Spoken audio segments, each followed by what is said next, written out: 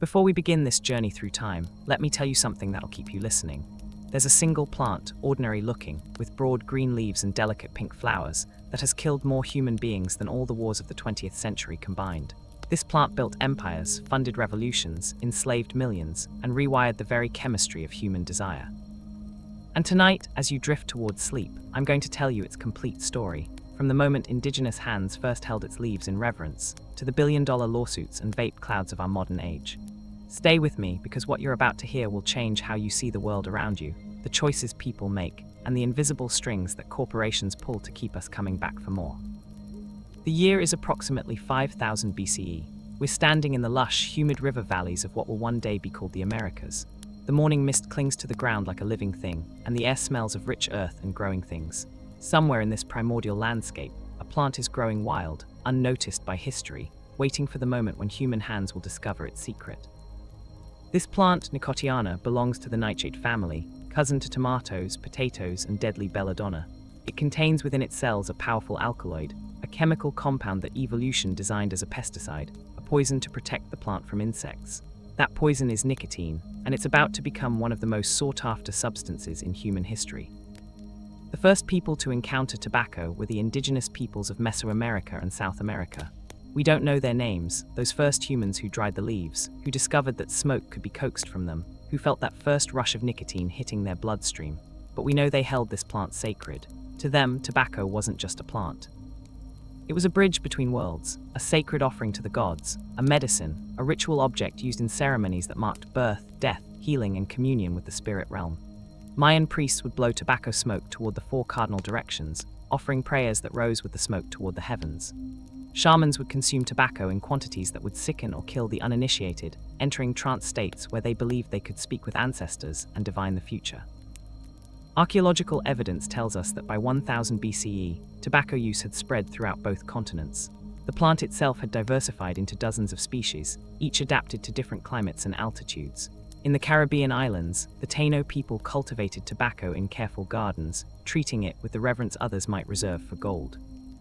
They had a word for the practice of smoking it, tabaco, which referred either to the rolled leaves themselves or to the Y-shaped tube they used to inhale the smoke. This word, barely changed, would eventually circle the globe. The smoking methods varied as much as the peoples themselves. Some rolled the dried leaves into crude cigars. Others stuffed them into pipes carved from stone, clay, or wood, often shaped like animals or spirits. The Mayans created elaborate ceremonial pipes, works of art that were buried with honored dead. In South America, some tribes would create tobacco clysters, liquid preparations that were administered, shall we say, through a route that would make modern users blanch. The nicotine absorption was immediate and powerful, producing visions and altered states. Still others would mix tobacco with lime or plant ashes, creating a paste they'd pack between cheek and gum, letting the alkaloids leach slowly into their bloodstream. But here's what you need to understand about this early relationship between humans and tobacco. It was controlled, ceremonial, sacred. These weren't people chain-smoking on street corners or stepping out of office buildings for a quick fix. Tobacco was expensive in terms of time and effort. It had to be cultivated, harvested, dried, prepared. Its use was often restricted to shamans, priests, warriors, or special occasions. The idea of casual, daily, habitual use hadn't yet taken root in human culture. That was about to change in a way that would reshape the entire world. The year is 1492. Christopher Columbus is leading 3 ships across an ocean that Europeans call the Sea of Darkness, convinced that he's going to find a shortcut to the spices and silks of Asia. He has no idea that he's about to stumble into 2 continents that European maps don't even acknowledge exist. And among the countless things he's about to encounter, people, plants, animals, entire civilizations, there's one that will eventually prove more profitable than all the gold the conquistadors will steal. When Columbus's expedition made landfall in the Bahamas, the Taino people who lived there did what humans have done since time immemorial when meeting strangers. They offered gifts. Among these gifts were dried leaves that seemed to hold great importance to the indigenous people. Columbus's crew found this puzzling. The leaves seemed useless, not edible, not obviously valuable. Some of the sailors tossed them aside. But a few were curious enough to watch what the Taino did with these leaves, how they rolled them, lit them, and drew the smoke deep into their lungs, exhaling with what appeared to be satisfaction and even reverence. 2 of Columbus's men, Rodrigo de Jerez and Luis de Torres, were the first Europeans to actually try smoking tobacco. The date was November 2, 1492, a date that should perhaps be remembered as a turning point in human history as significant as the landing itself. They described the experience in their journals, noting the strange burning sensation, the dizziness, the curious sense of calm that followed. When they returned to Spain, Rodrigo de Jerez brought the habit with him. He would smoke in the streets of his hometown, exhaling clouds of fragrant smoke, and this proved to be a massive mistake. His neighbors, seeing smoke pour from his mouth and nose, were convinced he was possessed by the devil. The Spanish Inquisition agreed. They threw him in prison for 7 years. By the time he was released, smoking had become fashionable in Spain. The world has a dark sense of humor sometimes. But let's pause here for a moment, because if you're still listening, you're probably wondering how we get from a few curious sailors to a global industry that would kill hundreds of millions of people. The answer lies in a combination of factors: colonialism, slavery, capitalism, addiction, and the fundamental human tendency to seek out substances that alter our consciousness, even when we know they're harmful. And if you think you know this story, I promise you, there are details here that'll surprise you. Stick around because we're just getting started. And hey, if you're enjoying this deep dive into history, do me a favor and hit that subscribe button for dreamless timelines. We're all about bringing you these rich, detailed historical narratives that help you learn while you drift off to sleep. The Spanish conquistadors who followed Columbus were brutal, efficient, and relentlessly focused on extracting wealth from the New World. They wanted gold, silver, precious stones. Tobacco seemed like a curiosity at best, a waste of time at worst. But the Spanish crown was starting to notice something interesting. Sailors and soldiers who picked up the smoking habit from indigenous peoples seemed to find it incredibly difficult to stop. They would go to great lengths to secure a supply of tobacco leaves. They traded for it, begged for it, and when necessary, fought for it. This was addiction, though they didn't have that word yet, not in the way we understand it today. The Spanish began cultivating tobacco in the Caribbean islands in the early 1500s. At first it was grown in small quantities, mainly for the colonists themselves. But news of this strange smoking habit was spreading across Europe, carried by sailors and merchants who returned from the New World with pockets full of dried leaves. The smoking ritual was exotic, mysterious, associated with the daring men who crossed the ocean. It became fashionable in certain circles, particularly among the wealthy and adventurous. The man who really launched tobacco into European consciousness was a French diplomat named Jean Nicot. Yeah, you caught that right. Nicot, as in nicotine.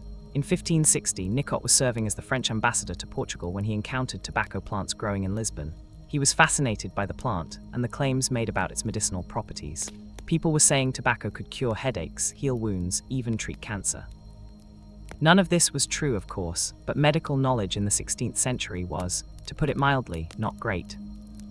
Nicot began sending tobacco seeds and plants back to France, specifically to the French royal court. He promoted tobacco as a medicine, and because he was a diplomat with connections, people listened. Catherine de' Medici, the Queen of France, suffered from terrible headaches. Nicot convinced her to try tobacco snuff, powdered tobacco that you inhale through your nose. Catherine found that it seemed to help, or at least she thought it did. The placebo effect is powerful, and nicotine does have analgesic properties. With royal endorsement, tobacco exploded across French high society. It was called the Queen's Herb and Nicot's Herb. The plant's scientific name, Nicotiana tabacum, honors Jean Nicot to this day. He died in 1604, probably never imagining that the plant he championed would eventually kill more people than the Black Death.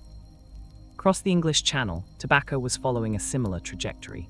Sir Walter Raleigh, that legendary adventurer and favourite of Queen Elizabeth I, became one of tobacco's most famous early promoters in England. Raleigh had encountered tobacco during his expeditions to the Americas in the 1580s. He didn't just bring back tobacco, he brought back the entire culture of smoking. He would smoke using long pipes, similar to those used by Native Americans, and he made it look cool, sophisticated, masculine. The Queen herself was intrigued, though she never took up the habit. One famous story about Raleigh has become the stuff of legend. He was smoking in his study when a servant, seeing smoke pouring from Raleigh's mouth, panicked and threw a bucket of water on him, thinking his master was on fire. Whether this story is true or apocryphal doesn't really matter. What matters is that it illustrates how strange and new the act of smoking was to Europeans, how alien and almost supernatural it seemed. Within a generation, it would be completely normal. But not everyone was a fan. King James I of England absolutely despised tobacco. In 1604, he published a treatise called A Counterblast to Tobacco, and folks, this thing is wild. James called smoking custom loathsome to the eye, hateful to the nose, harmful to the brain, dangerous to the lungs, and in the black, stinking fume thereof, nearest resembling the horrible Stygian smoke of the pit that is bottomless. He wasn't wrong, but he was fighting a losing battle. Smoking was already too popular, too profitable, too deeply embedded in the culture. James tried to discourage smoking by raising taxes on tobacco imports by 4,000%. It didn't work. People just paid the higher prices or turned to smugglers. Here's where the story takes a turn that'll make you question everything about how our modern world was built. Because tobacco didn't just spread through Europe as a curiosity or a luxury good. It became the economic foundation for the first permanent English colony in North America. And that colony was built on the back of enslaved labor in ways that are so directly connected to the rise of industrial slavery that you can draw a straight line from a tobacco plantation in Virginia to the cotton fields of Mississippi. The year is 1607. A group of English colonists established Jamestown in Virginia, the first permanent English settlement in North America. It was a disaster. The colonists were mostly gentlemen and craftsmen who had no idea how to survive in the wilderness. They had chosen a swampy, mosquito-infested location with terrible water. Within a year, more than half of them were dead from starvation, disease, and conflict with the indigenous Powhatan people. The colony was on the verge of complete collapse. The Virginia Company, which had funded the expedition, was desperate for some kind of return on their investment. Enter John Rolfe. He arrived in Jamestown in 1610, and he brought with him something that would change everything: seeds. Not just any seeds, but tobacco seeds from Trinidad. Now Virginia already had tobacco. The local Powhatan people grew it, but it was harsh, bitter, not the kind of thing Europeans wanted to smoke. Rolfe's seeds were from a different variety, a smoother, sweeter tobacco that was much more palatable to European tastes. He experimented with cultivation techniques, figuring out the right soil conditions, the right curing processes. By 1612, he had succeeded in growing tobacco that was actually good. The first shipment of Rolfe's tobacco reached England in 1614, and it sold immediately. The Virginia Company suddenly had a cash crop. Within a few years, tobacco was everything to Virginia. The colonists abandoned every other crop to grow tobacco. They planted it in the streets. They planted it in the town square. Every available piece of land was dedicated to tobacco cultivation. The colony that had been dying was now surviving, and not just surviving, but beginning to thrive. But here's the dark heart of this story. Tobacco is incredibly labor-intensive. The plants require constant attention. You have to plant the seeds in carefully prepared beds, transplant the seedlings, hoe the fields regularly to keep down weeds, remove the tobacco hornworms by hand. These are huge green caterpillars that can destroy a tobacco plant in a day. Top the plants at the right time to prevent flowering, and then harvest the leaves individually as they ripen. Then comes the curing process, hanging the leaves in barns for weeks while they dry, making sure they don't mold, turning them, gradding them. It's back-breaking work, and it requires a lot of people. At first, Virginia's tobacco plantations relied on indentured servants, primarily poor English people who agreed to work for a set number of years in exchange for passage to America. But indentured servitude had problems from a plantation owner's perspective. Servants eventually earned their freedom. They could demand better treatment. They could run away and blend into colonial society. And by the 1660s, fewer English people were willing to indenture themselves because economic conditions in England had improved. The plantation owners needed a labor force that was cheaper, more controllable, more permanent. They found it in enslaved Africans. The first enslaved Africans had arrived in Virginia in 1619, just 12 years after Jamestown was founded, but slavery didn't immediately become the dominant labor system. That transition happened gradually over the mid-1600s, driven primarily by the demands of tobacco cultivation. Virginia passed laws that made slavery hereditary, that made it impossible for enslaved people to buy their freedom, that stripped away every human right and reduced people to property. By 1700, Virginia's economy was completely dependent on tobacco and slavery. The two were inseparable. Large plantation owners became incredibly wealthy. They built great houses, lived like aristocrats, sent their sons to England for education. They became the planter class, the American aristocracy. Many of them would later become founding fathers. George Washington grew tobacco. Thomas Jefferson grew tobacco. James Madison grew tobacco. The wealth that allowed them to engage in politics, to think deep thoughts about liberty and democracy, came from enslaved people working in tobacco fields. And here's something that should make you deeply uncomfortable. Tobacco literally shaped American ideas about race and slavery. Because tobacco prices fluctuated wildly based on European demand and Atlantic shipping conditions, planters were constantly anxious about their economic survival. This anxiety led them to seek tighter and tighter control over their labor force. They created elaborate legal codes that defined enslaved people as property, not humans. They created brutal systems of control involving whipping, branding, and mutilation. And they created racial theories that justified all of this, arguing that people of African descent were inherently suited for labor, inherently inferior, inherently meant to be enslaved. These ideas, born in the tobacco fields of Virginia, spread throughout the American South and eventually became the ideological foundation for slavery in the Cotton Belt, the sugar plantations, the entire system of American slavery that would take a civil war to end. And it all started because Europeans wanted to smoke a plant that made them feel slightly buzzed for a few minutes. Let me take you deeper into what life was actually like on a tobacco plantation in the 1700s, because understanding this is crucial to understanding how tobacco forged an empire. If you're starting to drift off, that's fine. Let the words wash over you. But know that what I'm describing is real history, the kind that doesn't make it into high school textbooks. A tobacco plantation in colonial Virginia was a small, self-contained world, and at its center was the great house where the planter lived with his family. These houses were often beautiful, built in the Georgian style with brick or wood. With tall windows and grand doorways. Inside there might be imported furniture, Chinese porcelain, English silver, oil paintings. The planter's wife would wear dresses made of silk and linen. The children would have tutors. It was a life of luxury, built on tobacco profits. But step outside that great house and the reality was different. The plantation was a factory really, a place of industrial-scale agriculture. The fields stretched in every direction, planted with tobacco as far as you could see. In the summer, the tobacco plants would be shoulder-high, their broad leaves swaying in the breeze. And working those fields from dawn to dusk were the enslaved workers who made the whole system function. The workday began before sunrise. Enslaved people lived in quarters, small cabins that housed multiple families, with dirt floors and maybe a single fireplace for heat and cooking. They would wake in the darkness, eat a quick meal of corn mush or hominy, and head to the fields. An overseer, a white man employed by the planter, would be there with a whip, making sure work started on time. The work itself varied by season. In early spring, they prepared the seedbeds, mixing soil and manure, planting the tiny tobacco seeds, so small that thousands could fit in a thimblespoon. Once the seedlings reached a few inches tall, they were carefully transplanted to the main fields, a back-breaking process that required bending over thousands of times a day. Throughout the growing season, they hoed the fields, removing weeds that competed with the tobacco for nutrients. They hunted for tobacco hornworms, those fat green caterpillars I mentioned earlier, removing them by hand and crushing them. As the plants matured, workers would top them, breaking off the flowering head so the plant's energy went into leaf production rather than seed production. They'd remove suckers, the small shoots that grew in the axils between leaves and stem. Every plant required this individual attention. A single worker might be responsible for tending thousands of plants. Harvest time was the most intense period. Tobacco leaves ripen from the bottom of the plant upward, which means you can't harvest a whole plant at once.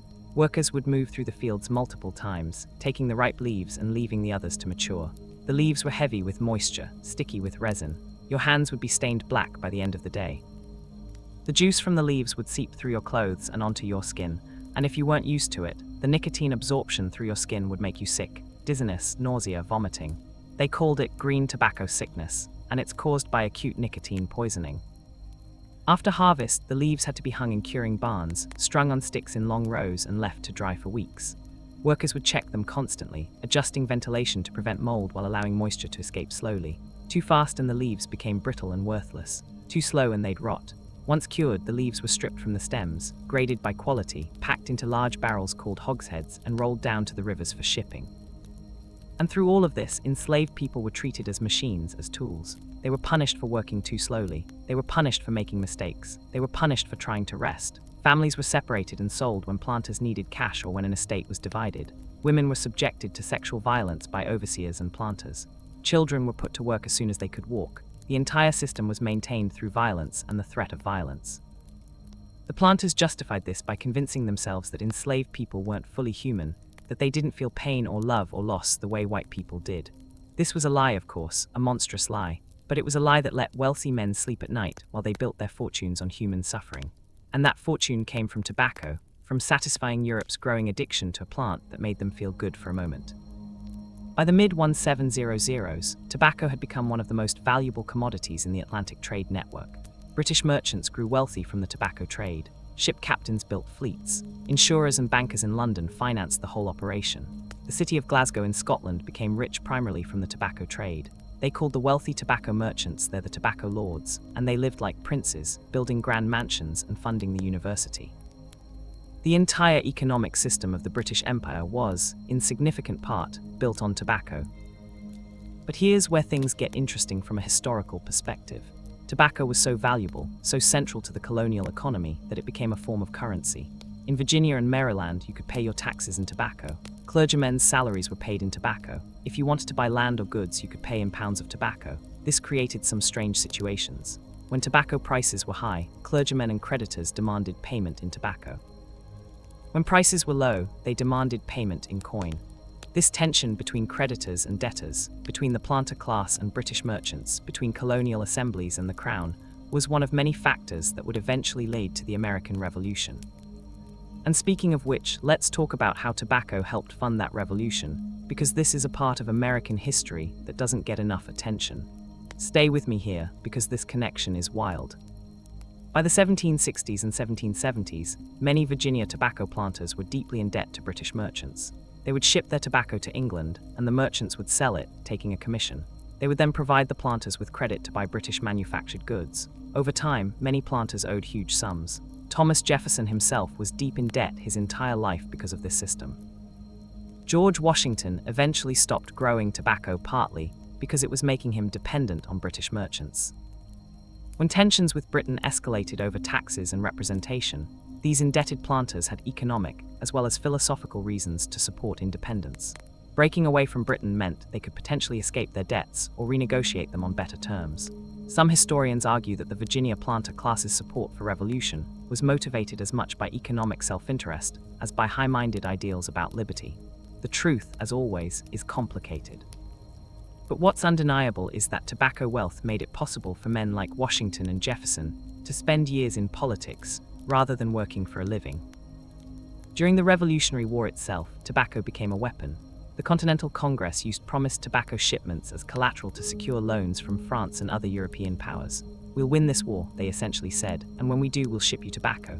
It worked. French money, bought partially with promises of future tobacco, helped fund the Continental Army. So in a very real sense, tobacco helped America win its independence. But let's shift perspectives for a moment, because while all this economic and political history was unfolding, something else was happening that's equally important. Tobacco was fundamentally changing human behavior and health on a global scale. And if you're enjoying this journey through tobacco's history, I'd love it if you could take a second to like this video and drop a comment letting me know what you think. Your engagement helps us at Dreamless Timelines continue making these long-form historical deep dives. By 1750, tobacco use had spread across the entire planet. It reached China via Portuguese and Spanish traders, and the Chinese took to it enthusiastically. The Chinese government tried to ban tobacco multiple times, just as they would later try to ban opium, and just like with opium, the bans failed. Tobacco was too profitable for merchants and too addictive for users. In the Ottoman Empire, smoking tobacco from water pipes or hookahs became a central part of social life in coffee houses. Sultans initially tried to ban it, declaring that tobacco use was forbidden by Islamic law. One sultan, Murad IV, was so opposed to smoking that he would disguise himself and walk the streets of Istanbul, personally executing anyone he caught smoking. He would behead them on the spot. Despite this, tobacco use continued to spread. Murad himself eventually took up smoking. The human desire for nicotine is apparently stronger than the fear of beheading. In Europe, different countries developed different tobacco cultures. The Spanish and Portuguese preferred cigars, a taste inherited from the Caribbean. The English and Dutch preferred pipes. The French developed a taste for snuff. Powdered tobacco inhaled through the nose. Snuff-taking became incredibly elaborate and fashionable. Wealthy people would carry ornate snuff boxes made of gold, silver, or decorated porcelain. There were correct techniques for taking snuff, proper ways to hold the pinch between thumb and forefinger, the right way to inhale, the proper timing for the sneeze that inevitably followed.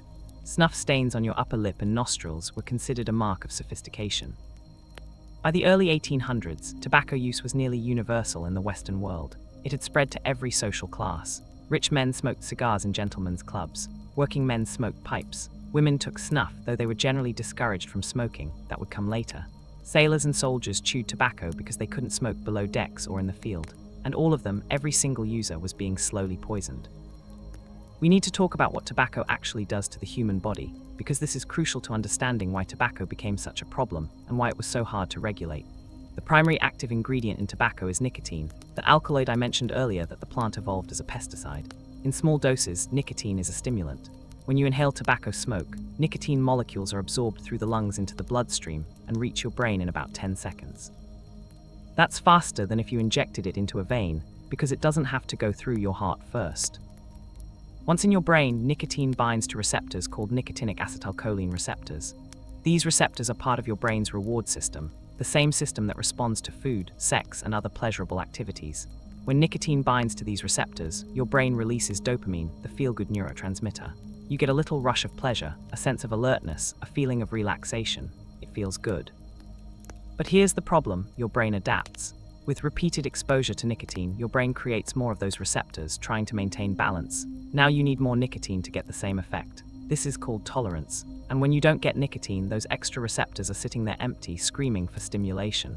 This is called withdrawal. You become irritable, anxious, unable to concentrate. You crave tobacco not because it makes you feel good anymore, but because you feel terrible without it.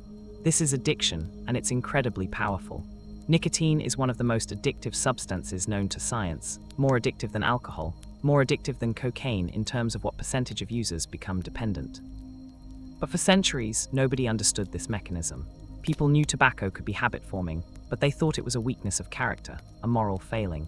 The idea that a substance could chemically alter your brain in ways that compelled use was not understood. And even if they had understood it, they might not have cared, because for most of tobacco's history, people didn't realize how dangerous it was. Oh, people knew smoking could make you cough. They knew heavy tobacco users sometimes developed mouth sores, but the serious health effects, lung cancer, emphysema, heart disease, take decades to develop. If you start smoking at age 15, you probably won't get lung cancer until your 50s or 60s. And in earlier centuries, most people didn't live that long anyway. They died of infectious diseases, of childbirth complications, of accidents. The long-term effects of tobacco use were hidden in the noise of all the other ways people died young. There were a few early warnings. In 1795, a German doctor named Samuel Thomas von Sermering reported that pipe smokers seemed to develop lip cancers at unusually high rates. In 1856, another doctor noted that lung cancer, which was extremely rare, seemed to be becoming more common, and he speculated that tobacco might be responsible. But these were isolated observations. There was no systematic study, no statistics, no proof. And the tobacco industry, which by this time was becoming very powerful and very wealthy, was happy to dismiss such concerns as exaggerated or based on isolated cases. The 19th century was when tobacco use really exploded, and it was driven by a series of technological and social changes that made tobacco cheaper, more convenient, and more accessible than ever before. This is where we start to see the emergence of tobacco as a massive industry rather than just an agricultural commodity. The first big change was in cultivation and processing. Throughout the 1800s, planters experimented with different varieties of tobacco, developing new strains that were more disease-resistant, faster growing, or better tasting. They figured out better curing techniques, building specialized barns with controlled ventilation. They learned to manipulate the soil chemistry to affect the flavor of the tobacco. Virginia and North Carolina became the center of American tobacco production, with Kentucky developing its own tradition of burley tobacco, a lighter variety that became popular for cigarettes. After the Civil War, the plantation system based on slavery collapsed, but tobacco cultivation didn't end. It shifted to a sharecropping system where formerly enslaved people and poor white farmers worked small plots of land, growing tobacco and giving most of the crop to the landowner as rent. It was still exploitative, still a system that kept workers poor and indebted, but it was no longer outright slavery. The work, though, was the same: backbreaking, exhausting, toxic. The real transformation came in manufacturing. For most of history, tobacco products were made by hand. Cigars were hand-rolled by skilled workers. Pipe tobacco was hand-cut from pressed cakes of tobacco leaves. This was slow, expensive, labor-intensive. But in the late 1800s, factories began to mechanize the process. Machines could cut tobacco more uniformly, more quickly. Machines could package it in tins and boxes. This made tobacco products cheaper and more widely available. But the biggest change, the one that would transform tobacco use globally, was the invention of the cigarette-making machine. Cigarettes themselves weren't new. They had been around since at least the 1600s in various forms, tobacco rolled in paper or corn husks. But they were a minor product compared to cigars, pipes, and chewing tobacco. Making cigarettes by hand was tedious. A skilled worker could roll maybe 4 cigarettes a minute, about 2,000 in a 10-hour day. In 1880, a man named James Bonsack patented a machine that could make 120,000 cigarettes a day. Let that sink in. One machine could do the work of 60 skilled hand rollers. Cigarettes could now be mass-produced at a fraction of the cost. A North Carolina tobacco merchant named James Buchanan Duke known as Buck Duke, saw the potential immediately. He bought the rights to Bonsak's machine and poured money into production, and crucially, into advertising. Duke understood something that would become fundamental to the modern tobacco industry: creating demand. Before Duke, tobacco companies generally just made products and sold them to wholesalers. Duke pioneered modern marketing techniques. He gave out free samples. He bought ads in newspapers and magazines. He put collectible cards in cigarette packs, pictures of athletes, actresses, famous landmarks, turning cigarette packs into something people wanted to buy even beyond the tobacco inside. He sponsored sporting events. He hired attractive women to hand out cigarettes on street corners. He understood brand loyalty, image, aspiration. By 1890, Duke's company, which became the American Tobacco Company, dominated the US cigarette market. He then turned his attention to cigars, chewing tobacco, and snuff, buying up competitors until his company controlled about 90% of the American tobacco market. It was a monopoly, and in 1911, the Supreme Court broke it up under antitrust laws, splitting it into several companies. But the genie was out of the bottle.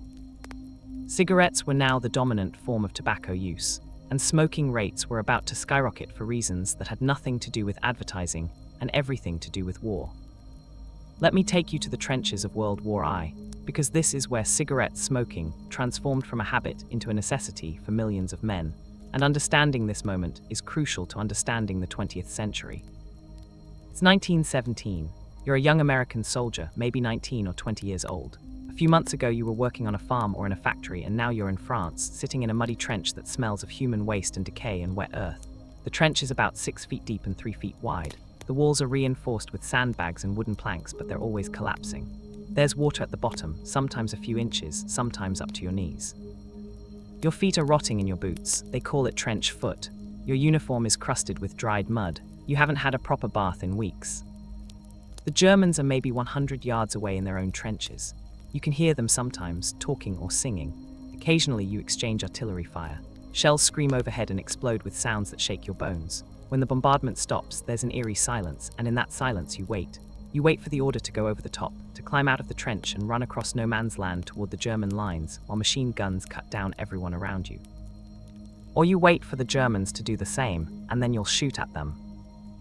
The waiting is the worst part. The boredom and terror mixed together. You can't read because the light is bad. You can't sleep because you might be attacked. You can't go anywhere. You're stuck in this muddy hell, and your mind races with thoughts of death and home, and all the things you'll never do if you die here. And then someone offers you a cigarette. You take it. Why not? What difference does it make at this point? You light it, inhale, and for just a moment you feel something other than fear and misery.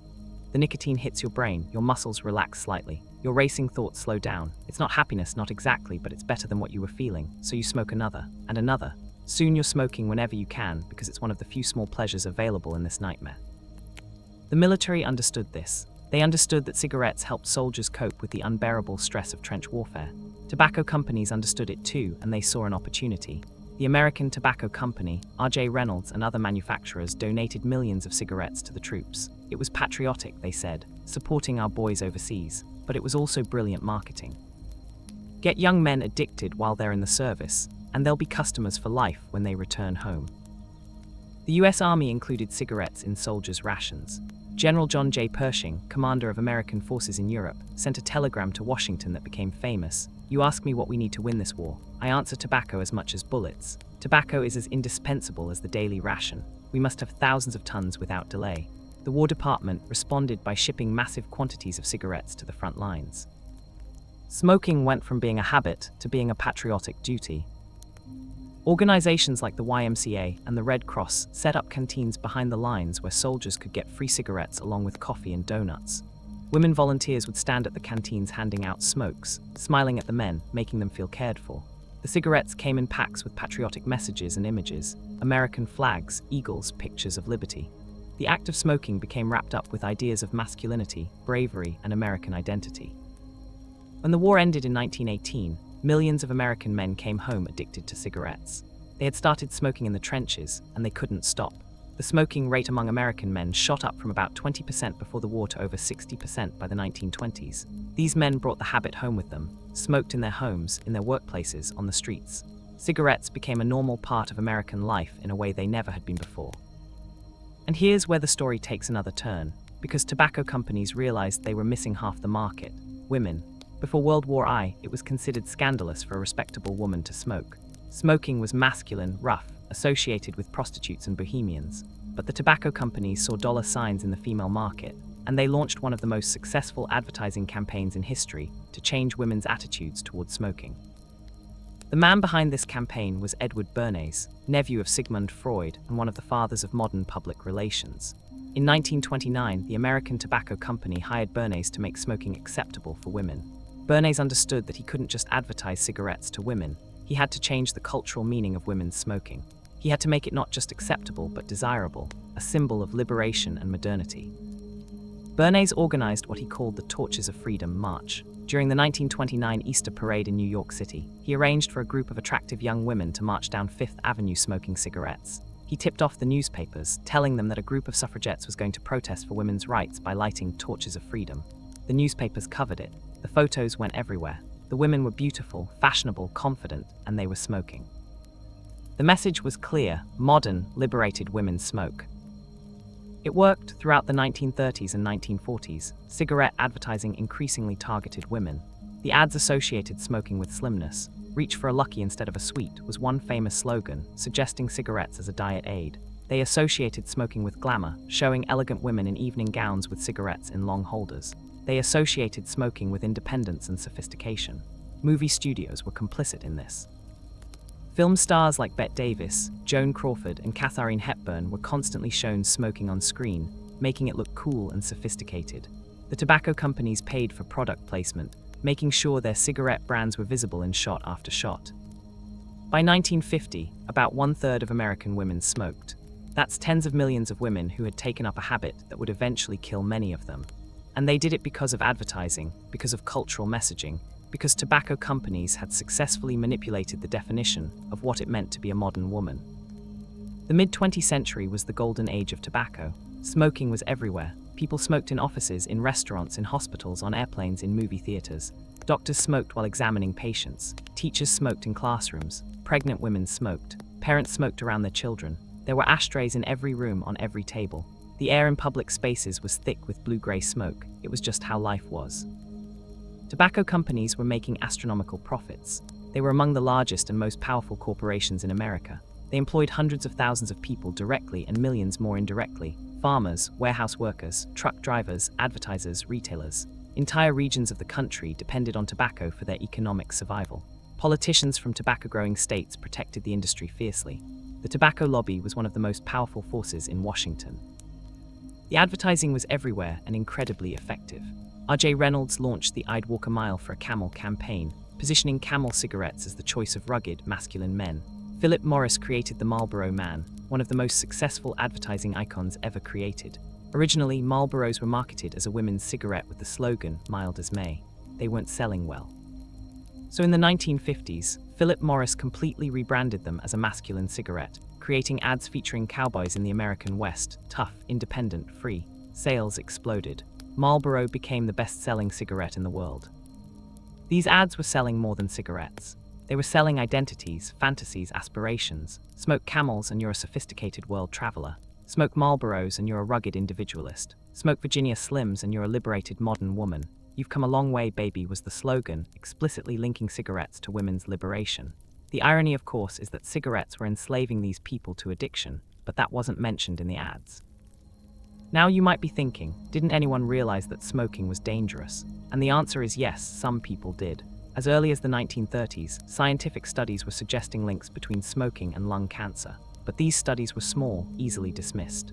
Tobacco companies and their allies in medicine and science argued that the evidence was inconclusive, that correlation didn't prove causation, that there might be other factors at play. But by the late 1940s and early 1950s, the evidence was becoming impossible to ignore. Multiple large-scale studies in different countries were all reaching the same conclusion: smoking causes lung cancer. Let me take you through some of this research, because it's fascinating and crucial to understanding how we eventually came to regulate tobacco. In 1950, 5 separate studies were published linking smoking to lung cancer. The most influential was by Ernst Winder and Evarts Graham in the United States, and by Richard Doll and Austin Bradford Hill in England. These studies used what's called case control methodology. They looked at lung cancer patients and compared their smoking histories to similar people without lung cancer. The results were striking. The vast majority of lung cancer patients were smokers. The more you smoked and the longer you smoked, the higher your risk. The correlation was so strong that it couldn't be explained by chance or confounding factors. Richard Doll's study in England was particularly important.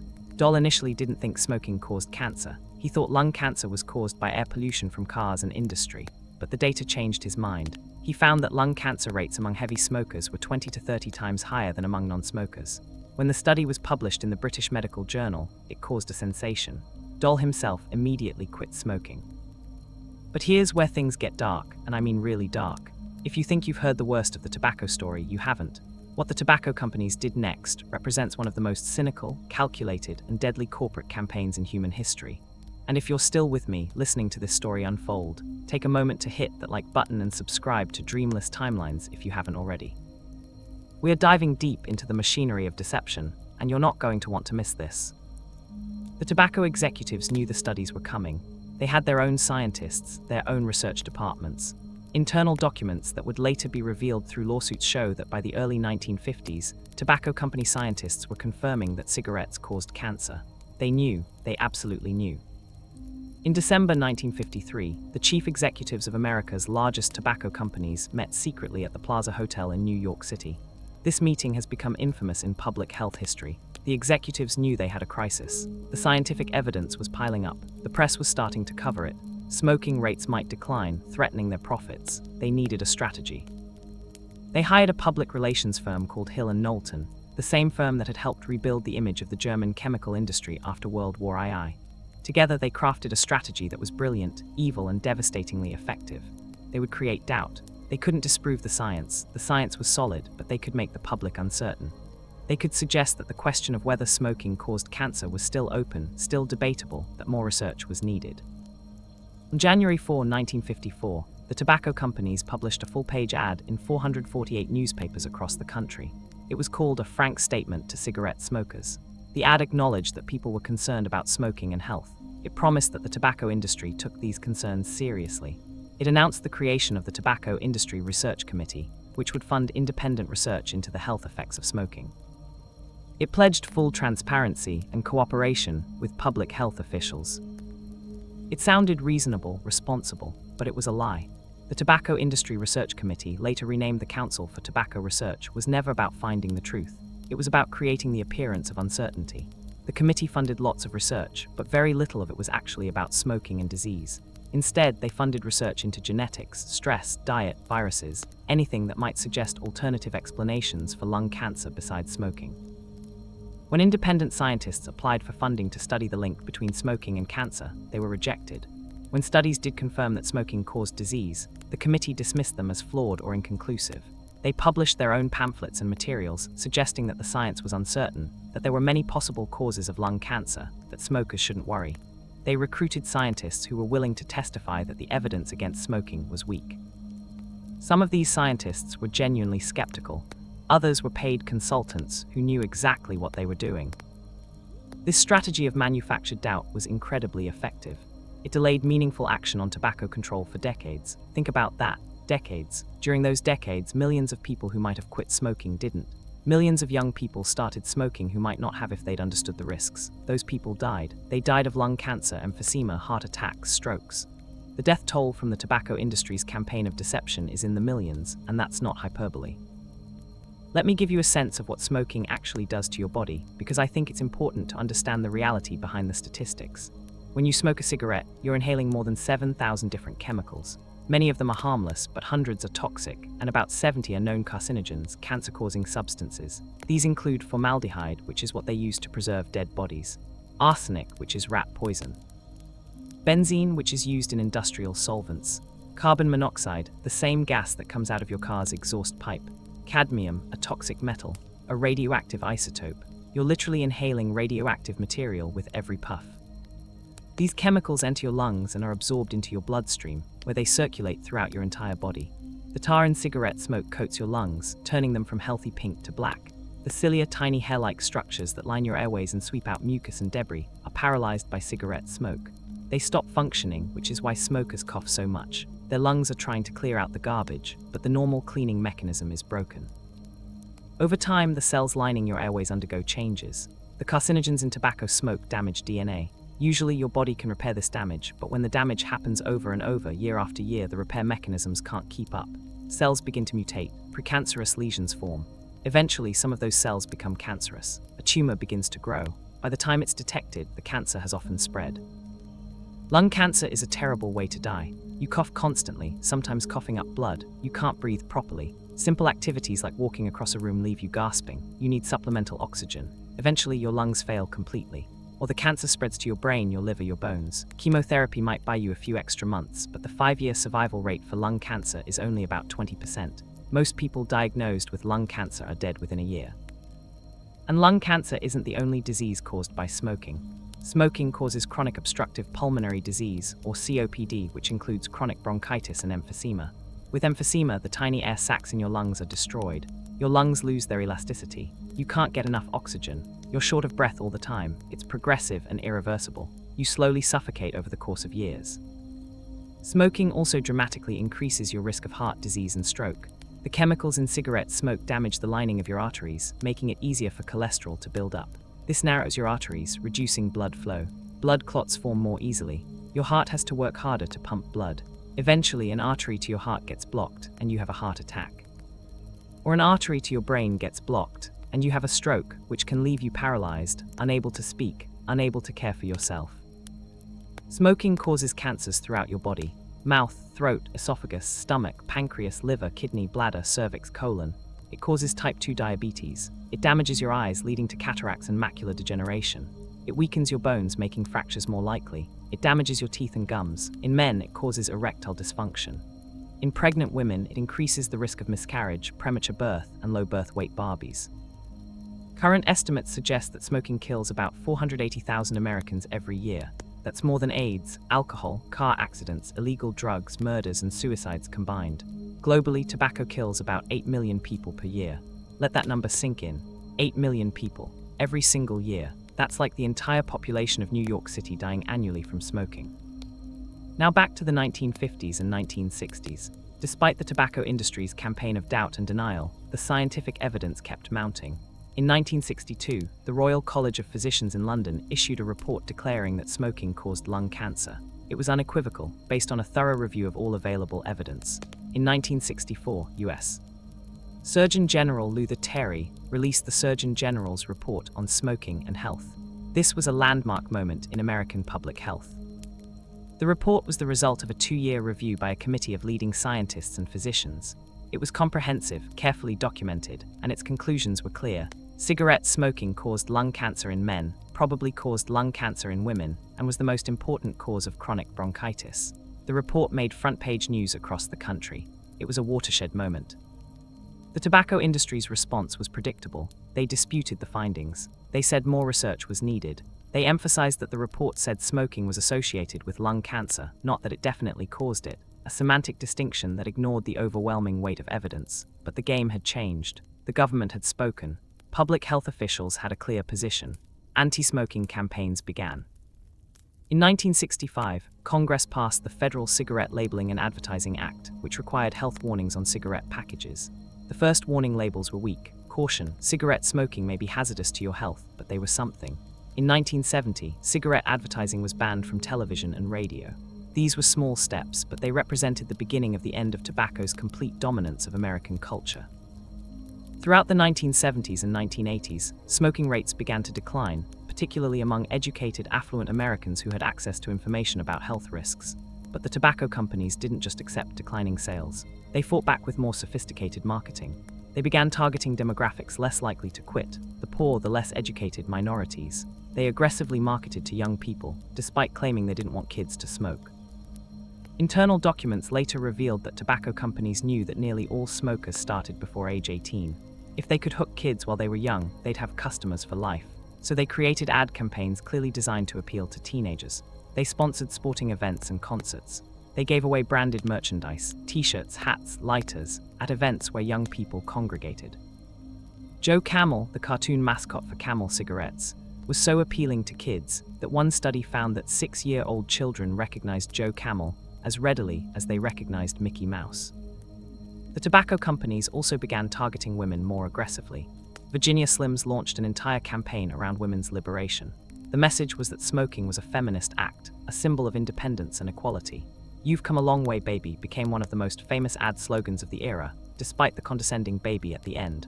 Women's smoking rates, which had been climbing since the 1920s, continued to rise through the 1970s. And here's something truly insidious. As smoking rates declined in the United States and other wealthy countries, tobacco companies looked for new markets. They focused on developing countries in Asia, Africa, and Latin America. They used the same playbook that had worked in America in the early 20th century: aggressive marketing, free samples, product placement in movies and TV, sponsorship of sports and cultural events. They marketed cigarettes as a symbol of Western sophistication and modernity. In countries like China, Indonesia, and parts of Africa, smoking rates soared. Today, China alone has more than 300 million smokers, about 1/3 of all smokers in the world.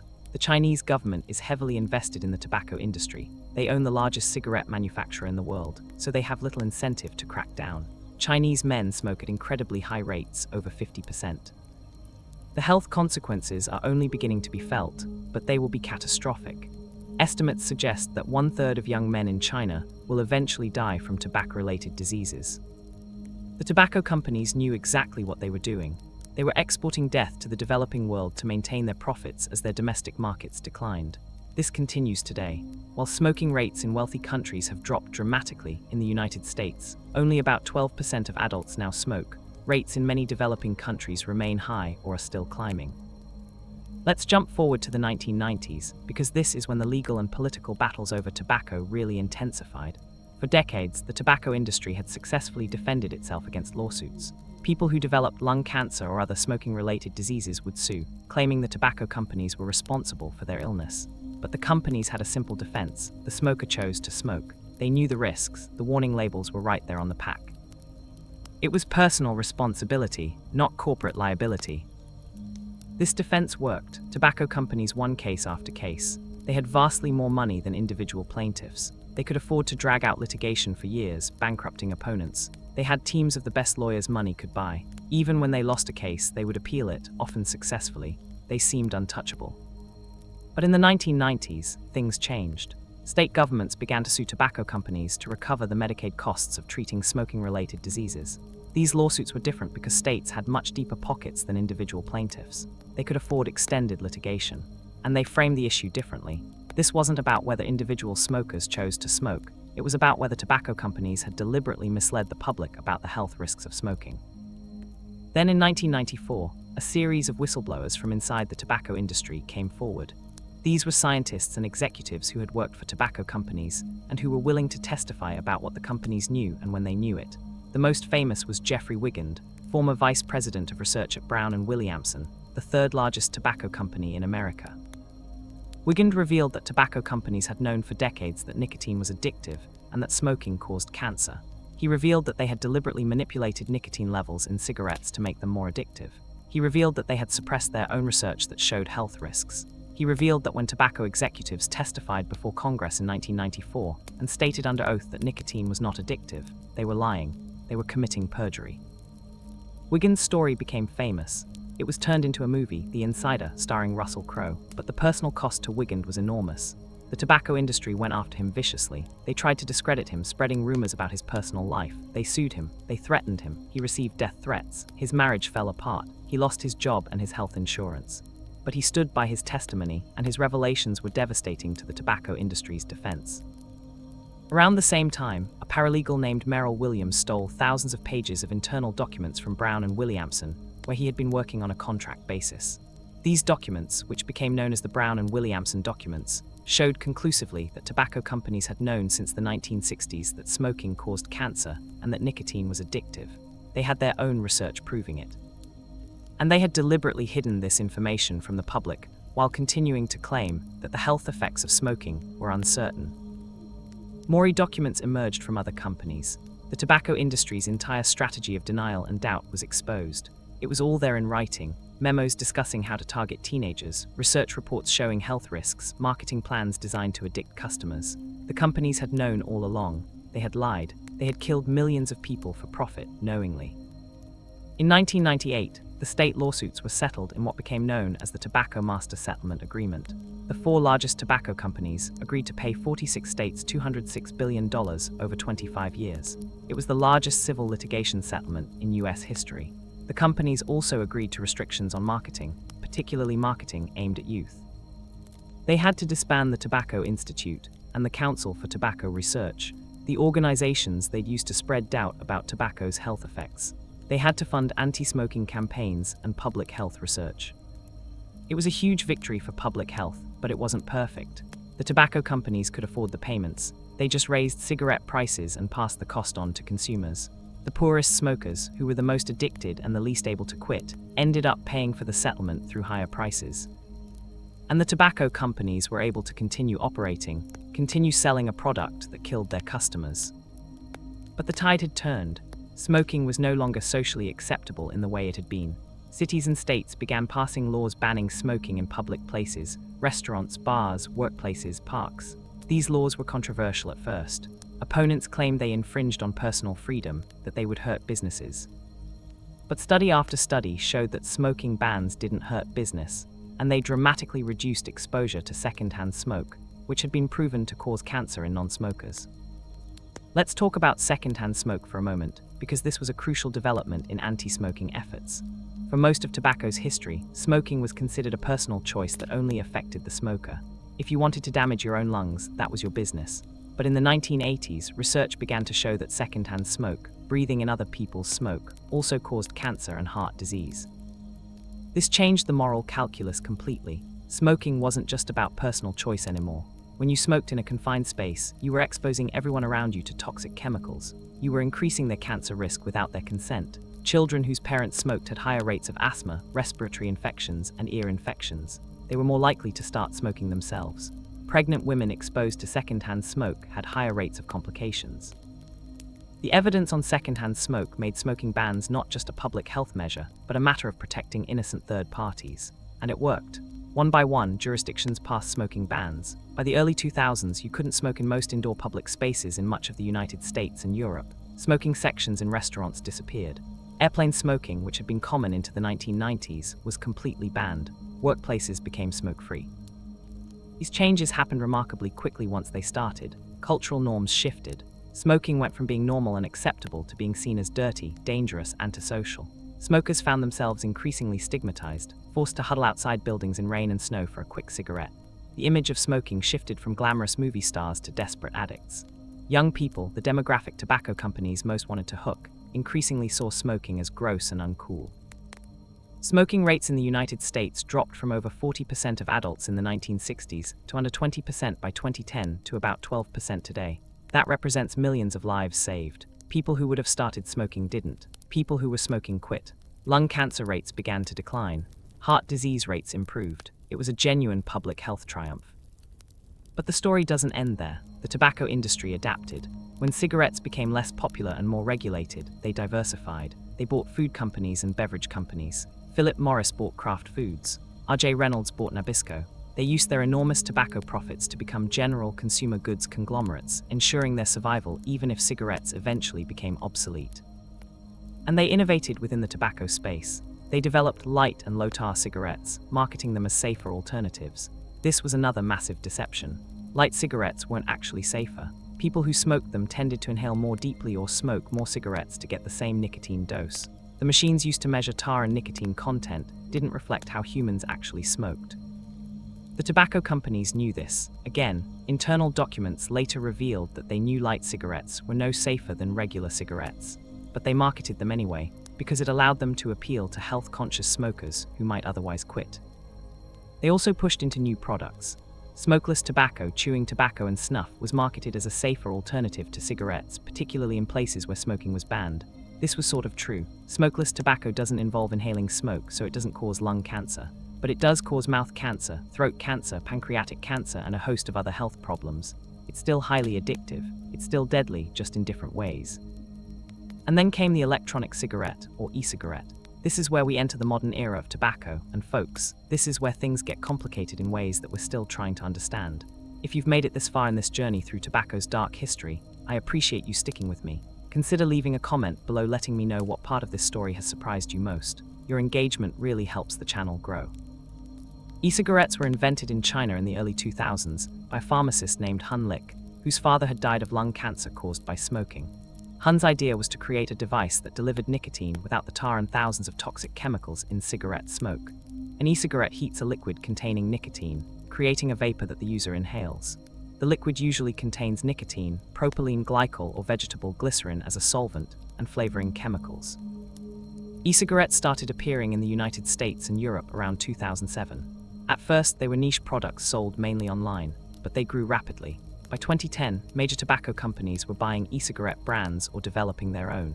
They saw e-cigarettes as the future, a way to maintain their nicotine delivery business in an increasingly anti-smoking world. The public health community was deeply divided over e-cigarettes. Some experts argued that they were a harm reduction tool. If e-cigarettes could help committed smokers quit regular cigarettes, and if they were truly less harmful than cigarettes, they could save millions of lives. The evidence suggested that vaping was probably 95% less harmful than smoking. It still wasn't safe. You were still inhaling chemicals into your lungs, still getting addicted to nicotine, but it was almost certainly safer than smoking cigarettes. Other experts were worried. They saw e-cigarettes as a new way to addict a new generation to nicotine. The devices looked cool and modern. They came in flavors that appealed to young people: cotton candy, bubble gum, mango mint. They didn't smell like cigarette smoke, so they were easier to hide from parents and teachers. And they delivered nicotine very efficiently. Some devices delivered even more nicotine than cigarettes. For a few years, the e-cigarette market was fragmented, with lots of small companies making different types of devices. But in 2015, a company called Juul launched a new type of e-cigarette that would transform the market and create a new youth vaping epidemic. Juul's device was sleek, small, and looked like a USB flash drive. It used nicotine salts, a form of nicotine that was smoother to inhale and absorbed more quickly than the freebase nicotine in regular cigarettes and earlier e-cigarettes. You could get a powerful nicotine hit without the harsh throat sensation.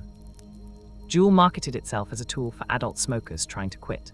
Their ads featured testimonials from former smokers who'd switched to Juul, but their actual marketing was clearly aimed at young people. They used young, attractive models in their ads. They promoted their products on social media using influencers popular with teens. They came in flavors like creme brulee and cool cucumber that had obvious youth appeal. And it worked. Juul became insanely popular among teenagers. By 2018, vaping had become an epidemic among American high school students. Surveys showed that more than 20% of high schoolers had vaped in the past month. Kids were vaping in school bathrooms, in classrooms when teachers weren't looking, at home in their bedrooms. They were getting addicted to nicotine at rates that hadn't been seen since the peak of cigarette smoking in the 1960s. School administrators were freaking out. Parents who thought their kids would never smoke, because smoking was gross and everyone knew it caused cancer, were discovering their kids were addicted to Juul. The FDA cracked down. They launched investigations into Juul's marketing practices. States sued. In 2019, Juul agreed to stop most of its marketing and to pull most flavored products from the market, but the damage was done. Millions of teenagers were already addicted, and Juul had made billions of dollars. Altria, the company formerly known as Philip Morris, had bought a 35% stake in Juul for $12.8 billion in late 2018, seeing it as their future. That investment lost most of its value as Juul's reputation collapsed, but Altria remained committed to the e-cigarette market. Then in 2019, a new crisis emerged. People who vaped started showing up in emergency rooms with severe lung injuries. They had trouble breathing, chest pain, coughing, fever. Some died. By early 2020, there were over 2,800 cases and 68 deaths. The condition was called EVALI, e-cigarette or vaping product use-associated lung injury. It was scary and mysterious. What was causing it? Investigation eventually revealed that most cases were associated with vaping THC, the psychoactive compound in marijuana, rather than nicotine. And specifically, many of the THC vaping products contained vitamin E acetate, an additive that was being used as a thickening agent. When heated and inhaled, vitamin E acetate appeared to cause severe damage to lung tissue. The FDA and CDC warned people not to use black market vaping products, and the epidemic of EVALI cases slowed and eventually stopped. But the incident highlighted how little we really knew about the long-term health effects of vaping. E-cigarettes hadn't been around long enough for us to study people who'd vaped for decades. We didn't know if vaping for 20 or 30 years would cause cancer or lung disease. The chemicals in vaping liquids included substances like diacetyl, which causes a serious lung disease called popcorn lung when inhaled in high concentrations. Many flavorings that are safe to eat are not necessarily safe to inhale into your lungs repeatedly over years. And we were seeing that nicotine addiction itself was harmful, especially to adolescent brains. The teenage brain is still developing, and nicotine exposure during adolescence can affect brain development in ways that increase risk for addiction, impulsivity, and mental health problems later in life. Kids who vaped were more likely to eventually start smoking regular cigarettes. Vaping was supposed to be a tool to help smokers quit, but instead it was creating a new generation of nicotine addicts who might transition to cigarettes. Today in 2026, we're still grappling with how to regulate vaping. Should it be treated like tobacco and heavily restricted? Or should it be treated as a harm reduction tool and made available to adult smokers? How do we prevent youth vaping while still allowing adult smokers access to a potentially less harmful alternative? Different countries have taken different approaches. Some have banned flavored e-cigarettes entirely. Others have tightly controlled where they can be sold and who can buy them. The debate continues. But let's step back and look at the bigger picture of where we are now with tobacco in the 2020s. Global smoking rates are declining, but slowly. About 1.3 billion people worldwide still smoke. Tobacco still kills 8 million people per year. In wealthy countries, smoking has become concentrated among the poor and less educated, creating health disparities. In developing countries, smoking rates remain high or are still rising. The tobacco companies are still enormously profitable. They've raised prices to offset declining cigarette sales in wealthy countries. They're still marketing aggressively in developing countries. They're still innovating, developing new nicotine products like heated tobacco devices, which heat tobacco without burning it, creating a nicotine-containing aerosol without some of the toxic byproducts of combustion. They're marketing these products as reduced risk, alternatives to cigarettes, and they may well be less harmful, but they're still addictive, still profitable, still questionable from a public health perspective. There's also been a resurgence in cigar and little cigar smoking, particularly among young people and African Americans. These products are often flavored and cheaper than cigarettes due to tax loopholes. They're marketed as a cooler, more sophisticated alternative to cigarettes, but they're just as harmful and just as addictive. Hookah smoking has also grown in popularity, particularly among young adults. There's a perception that hookah is safer than cigarettes because the smoke passes through water. This is false. Hookah smoke contains all the same carcinogens as cigarette smoke, and a typical hookah session involves inhaling much more smoke than smoking a single cigarette. And we're seeing new ways that nicotine is being packaged and sold. Nicotine pouches, small packets of nicotine that you tuck between your lip and gum, have become popular. They don't involve smoking or vaping, so they can be used anywhere. They're marketed as discreet, modern, clean, but they're still delivering an addictive drug. Companies are using social media influencers to market these products, reaching young audiences directly in ways that traditional advertising regulations don't cover. The fundamental challenge remains the same as it's been for 500 years. Nicotine is highly addictive, tobacco and nicotine products are very profitable, and companies will continue to find ways to sell them as long as they're legal and profitable. The regulatory and public health challenge is to reduce harm while respecting adult autonomy and dealing with the reality that prohibition generally doesn't work and creates black markets. Let me take you back one more time to think about the full scope of tobacco's impact on human history. This plant, which indigenous peoples used ceremonially and sparingly, became the foundation of global trade networks, the economic engine of colonization, the justification for industrial-scale slavery, the creator of new addictions and epidemics, and the killer of hundreds of millions of people. It funded wars and revolutions. It shaped cultures and societies. It drove scientific research and public health movements. It pioneered modern advertising and corporate manipulation of public opinion. Think about the ripple effects. The tobacco plantations of Virginia created the economic base that allowed the American Revolution. The wealthy planter class became America's founding fathers. The ideas about race and slavery that were developed to justify the tobacco economy spread throughout the American South and shaped American society for centuries. The legacy of slavery and racism in America can be traced directly back to those tobacco fields. Tobacco companies pioneered mass marketing techniques that are now used to sell everything from soft drinks to cars to political candidates. Edward Bernays' work for the tobacco industry, creating the Torches of Freedom campaign, established principles of public relations and propaganda that have shaped modern media and politics. The tobacco industry's strategy of creating doubt about scientific consensus became a playbook used by other industries facing inconvenient scientific evidence. Fossil fuel companies disputing climate change, chemical companies disputing evidence about pesticides and pollution. Tobacco litigation transformed product liability law in the United States. The idea that companies can be held responsible for harm caused by their products, even when consumers knew those products were dangerous, was established through tobacco cases. The Master Settlement Agreement created a model for how society can recover costs from industries that cause public health harm. The fight against tobacco created the modern anti-smoking movement and established tobacco control as a major focus of public health. It showed that it was possible to change deeply entrenched cultural behaviors through a combination of education, regulation, taxation, and changing social norms. The success of tobacco control efforts has been held up as a model for addressing other public health challenges, from obesity to gun violence. And on a personal level, tobacco has touched almost every family. Nearly everyone knows someone who has died from smoking: a parent, a grandparent, an aunt or uncle, a friend. The personal toll is incalculable. The grief, the suffering, the loss. People who watch their loved ones die slow, painful deaths from lung cancer or emphysema. People who quit smoking but only after decades of use, after the damage was already done. People who wanted to quit but couldn't, trapped by addiction. There are also success stories. People who did manage to quit, who rebuilt their health, who broke free from nicotine's grip. Support groups and smoking cessation programs that have helped millions quit. Medications like nicotine patches and gums, and later drugs like bupropion and varenicline that make quitting easier. Counseling and cognitive behavioral therapy that help people deal with the psychological aspects of addiction. Every person who quits smoking adds years to their life expectancy. Within weeks of quitting, their lung function starts to improve. Within months, their risk of heart attack drops significantly. Within years, their cancer risk approaches that of someone who never smoked. But quitting is hard. Nicotine withdrawal is physically and psychologically challenging. Most smokers try to quit multiple times before they succeed, and some never succeed, dying from their addiction despite wanting desperately to quit. This is the cruel reality of addiction. Knowledge isn't enough.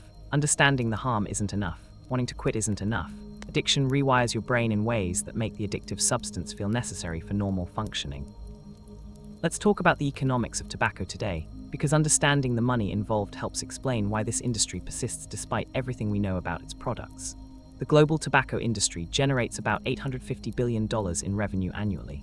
The major international tobacco companies, Philip Morris International, British American Tobacco, Japan Tobacco, Imperial Brands, are among the most profitable companies in the world. Their profit margins are extraordinary, often 30 to 40%. How do they remain so profitable despite declining smoking rates in wealthy countries? Several factors. First, they've raised prices. In the United States, a pack of cigarettes costs $8 to $14 in most states, and even more in some cities. In Australia, where tobacco taxes are very high, a pack can cost $30 or more. Smokers, being addicted, continue to buy cigarettes even as prices rise.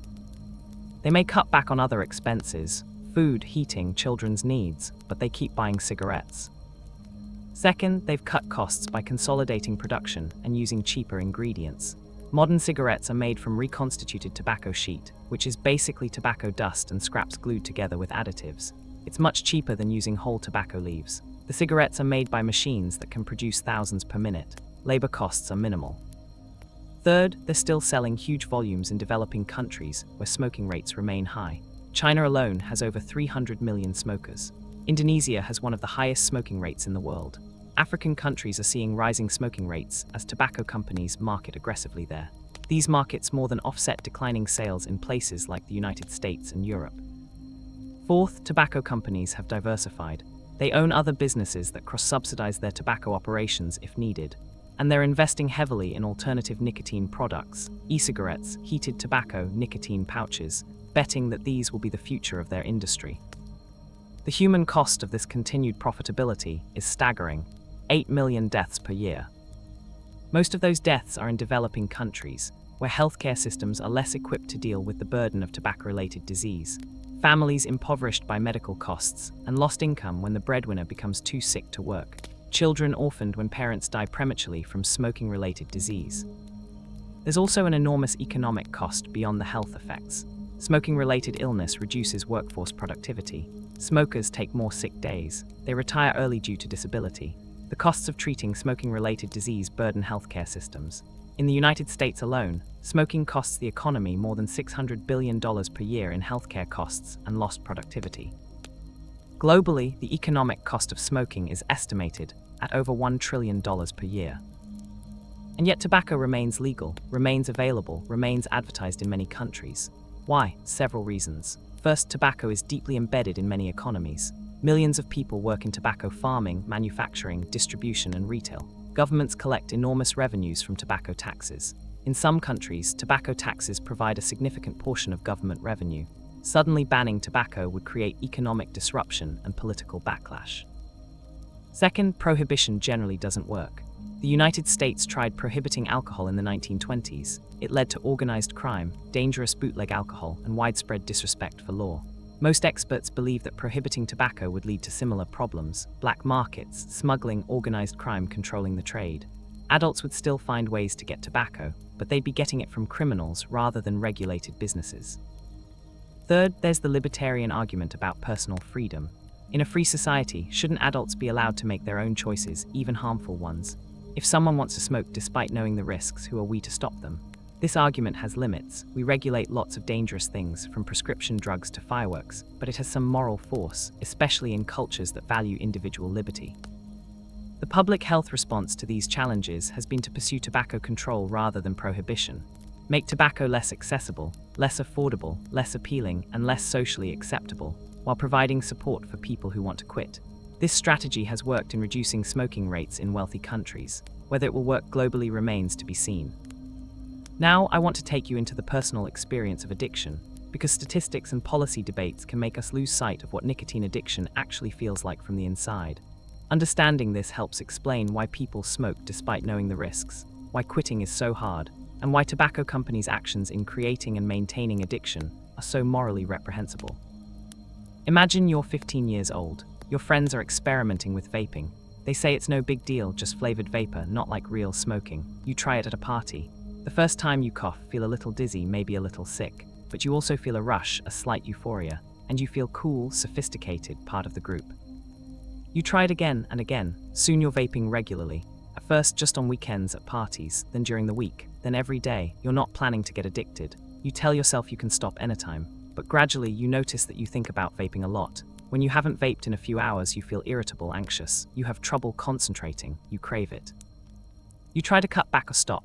Maybe you make it a day or two, but the cravings are intense. You feel terrible. You're snappy with your family and friends. You can't focus on schoolwork. Everything annoys you, and you know that all of this will go away if you just vape. So you do. The relief is immediate. You feel normal again. This cycle, trying to quit, feeling awful, giving in, feeling temporary relief, repeats over and over.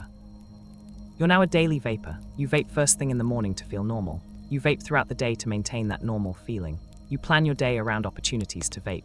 You're anxious in situations where you can't vape: on airplanes, at school, at family dinners. You hide it from your parents, from teachers. You spend money you can't afford on vape pods. You know it's not healthy. You know you're addicted, but you can't stop. Years pass. Maybe you transition to regular cigarettes, or maybe you stick with vaping. Either way, you're trapped. You've tried to quit dozens of times. Maybe you've succeeded for weeks or months, but then stress hits, or you're around other smokers, or you have a drink and you slip. And once you slip, you're back to daily use within days.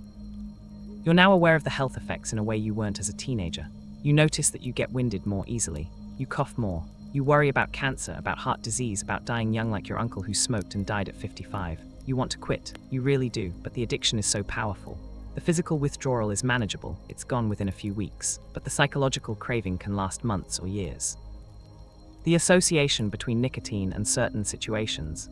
After meals, with coffee, when stressed, when celebrating, when you see other people smoking, is deeply ingrained. This is what addiction feels like. It's not a moral failing. It's not weakness. It's a chronic brain disease, a hijacking of the neural circuits that govern motivation and reward. And tobacco companies knew this. They knew that if they could get young people to start using their products, a significant percentage would become addicted. They knew that addiction would keep people using their products despite health consequences. They deliberately designed their products and their marketing to create and sustain addiction. This wasn't an accident or an unintended consequence. It was the business model. Let me tell you about some specific people whose lives were destroyed by tobacco, because individual stories bring home the reality in ways that statistics cannot. These are real people, though I'm going to use pseudonyms. Sarah was a nurse who started smoking in the 1960s when she was 18. Everyone smoked back then. Doctors smoked. Nurses smoked in the break room at the hospital. It was just what people did. She tried to quit multiple times over the years, especially after her children were born, but she always started again. In her late 50s, she developed a persistent cough. A chest X-ray showed a mass in her lung cancer. It had already spread to her lymph nodes. She underwent surgery, chemotherapy, radiation. The treatments were brutal. She lost her hair, her appetite, her energy. She became too weak to work. The cancer continued to spread despite treatment. She died at age 61, a year after diagnosis, leaving behind a husband, 2 adult children, and 4 grandchildren she would never see grow up. Her last words to her daughter were, "Don't ever start smoking." Tom was a construction worker who had chewed tobacco since he was a teenager. It was common in his line of work. Guys would work with a chaw of tobacco tucked in their cheek. In his 40s, he noticed a white patch on his gum that wouldn't go away. Leukoplakia, a precancerous lesion. His dentist told him to stop chewing tobacco immediately. He tried, but the addiction was too strong. The patch turned into a tumor, mouth cancer. They had to remove part of his jaw, part of his tongue. He underwent radiation that left his mouth so dry and painful he could barely eat. His speech was impaired. He looked disfigured. He became depressed, isolated. He killed himself at age 52. Maria was a mother of 3 who smoked throughout her adult life. She tried to quit when she got pregnant, but the stress of pregnancy and morning sickness drove her back to cigarettes. She smoked while pregnant with all 3 of her kids, though she tried to cut back. Her children grew up with constant secondhand smoke exposure. 2 of them developed asthma. They had frequent respiratory infections.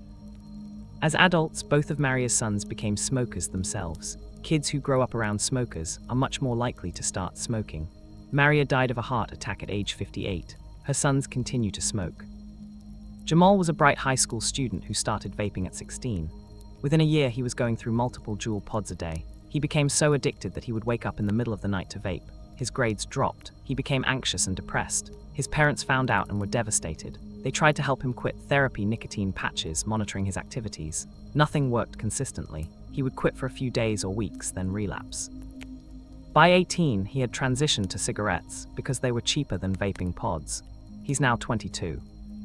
Smoking a pack a day, working a minimum wage job, unable to focus on college or career goals, trapped by addiction. These are the human faces behind the statistics. Real people with families who loved them, with dreams and potential, whose lives were cut short or diminished by addiction to a product that tobacco companies knew was harmful and addictive. Multiply these stories by millions, and you begin to grasp the scope of the tragedy. And here's something that should make you angry. Tobacco companies still exist, still operate, still make enormous profits.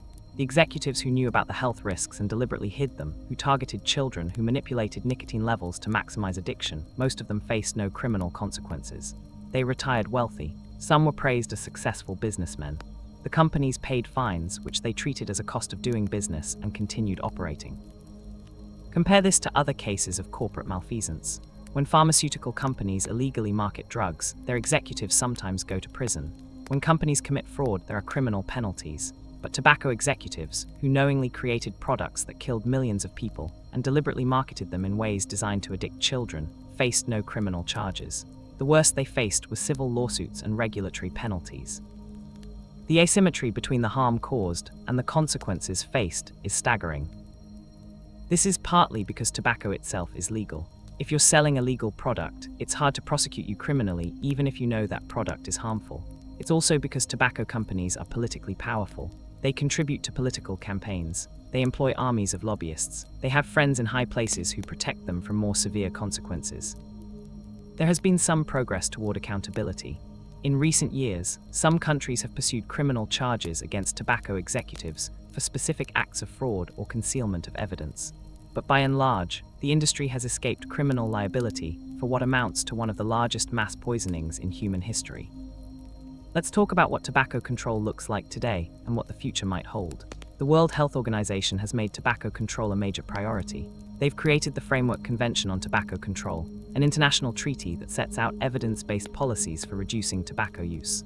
As of 2024, 182 countries are parties to the treaty, making it one of the most widely adopted treaties in history. The treaty recommends a comprehensive approach: high taxes on tobacco products, complete bans on tobacco advertising and promotion, large graphic health warnings on packaging, smoke-free laws protecting people from second-hand smoke, and support for smoking cessation. Countries that implement these policies see significant reductions in smoking rates. Some countries have gone further. Australia introduced plain packaging in 2012, requiring all tobacco products to be sold in standardized olive green packages with no branding, just the product name in a standard font and large graphic health warnings. The tobacco companies fought this viciously, claiming it violated their intellectual property rights and would lead to massive increases in counterfeit cigarettes. But the policy was upheld in court, and several other countries have followed Australia's lead. Studies show plain packaging does reduce smoking uptake among young people and increases quit attempts among smokers. Some countries have raised tobacco taxes so high that cigarettes have become very expensive. In the UK, a pack of cigarettes costs about $15. In Australia, it's about $30. In New York City, with state and city taxes combined, it's often $13 to $15. High prices do reduce smoking, especially among young people and low-income smokers who are most price-sensitive, but they also create problems. Some people turn to black market cigarettes to avoid the high taxes, and the burden of high cigarette prices falls most heavily on poor addicted smokers who can't quit. New Zealand announced in 2021 an ambitious plan to create a smoke-free generation. The plan would have prohibited anyone born after 2008 from ever buying cigarettes legally. So someone born in 2008 could never buy cigarettes, even when they turned 18, 25, 50. Additionally, the plan would have drastically reduced the number of retailers allowed to sell tobacco and further reduced the nicotine content of cigarettes. It was the most aggressive tobacco control policy ever proposed by a national government. However, in 2023, after a change in government, New Zealand reversed course and abandoned most of these plans, showing how tobacco control progress can be fragile and subject to political change. Some public health advocates have proposed an endgame for tobacco, policies designed not just to reduce smoking, but to eliminate it entirely within a generation. Ideas include prohibiting sales to anyone born after a certain year, gradually reducing nicotine content in cigarettes to non-addictive levels, phasing out commercial sales entirely and only allowing distribution through a government-controlled system, or requiring prescriptions for tobacco products. These ideas are controversial, and it's unclear if any country will fully implement them. At the same time, we're seeing the rise of alternative nicotine products that complicate the tobacco control landscape. E-cigarettes, heated tobacco, nicotine pouches, are these part of the problem or part of the solution? If they help adult smokers quit cigarettes, they could save millions of lives. But if they addict a new generation to nicotine, including people who would never have smoked cigarettes, they're perpetuating the problem in a new form. The concept of harm reduction is central to this debate. Harm reduction accepts that some people will continue to use nicotine despite our best efforts to prevent it, and focuses on reducing the harm from that use. This approach has been successful with other drugs, needle exchanges for people who inject drugs, methadone programs for opioid addiction. Could a similar approach work for nicotine? Sweden is often cited as a harm reduction success story. Sweden has one of the lowest smoking rates in Europe, but high rates of snus use. Snus is a type of smokeless tobacco that's placed under the upper lip. Swedish authorities have promoted snus as a safer alternative to smoking. Swedish men who might have smoked instead use snus. And indeed, Sweden has very low rates of lung cancer compared to other European countries, but they have higher rates of oral and pancreatic cancer. So it's harm reduction, not harm elimination. The UK has taken a harm reduction approach to e-cigarettes, actively promoting them as smoking cessation tools. E-cigarettes are available by prescription in the UK's National Health Service. They're promoted as much safer than smoking, and the UK has seen smoking rates drop faster than most comparable countries, but they're also seeing rising youth vaping rates, which concerns public health officials. The United States has taken a more restrictive approach, especially after the youth vaping epidemic. The FDA has banned most flavored e-cigarettes and is requiring manufacturers to prove their products are appropriate for public health before they can remain on the market. But enforcement has been inconsistent, and the market is flooded with illegal products, mostly from China, that circumvent the rules. There's no clear consensus on the right approach. Public health officials are divided. Anti-tobacco activists who spent decades fighting the tobacco industry are suspicious of any nicotine product, including e-cigarettes, especially when they're sold by tobacco companies. Harm reduction advocates argue that opposition to e-cigarettes prioritizes ideological purity over pragmatic solutions that could save lives. The debate is sometimes acrimonious, with both sides accusing the other of not truly caring about public health.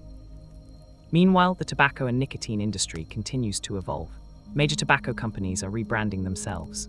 Philip Morris International now says its goal is a smoke-free future, and that they want to replace cigarettes with smoke-free products. They've invested heavily in IQOS, a heated tobacco device that's been approved for sale in the United States and many other countries. They portray themselves as part of the solution rather than the problem. Is this genuine transformation or cynical rebranding? Skeptics point out that Philip Morris and other tobacco companies still sell hundreds of billions of cigarettes per year. They're still marketing aggressively in developing countries. their smoke-free future vision still involves addicting people to nicotine, just in different forms. They're still the same companies that spent decades lying about the health effects of smoking and deliberately marketing to children. Supporters argue that we should take yes for an answer. If tobacco companies are genuinely trying to move toward less harmful products, we should encourage that, not criticize them for not doing it fast enough or perfectly. Corporate motives don't matter if the outcome is positive. This debate will likely continue for years. What's clear is that the tobacco story is far from over.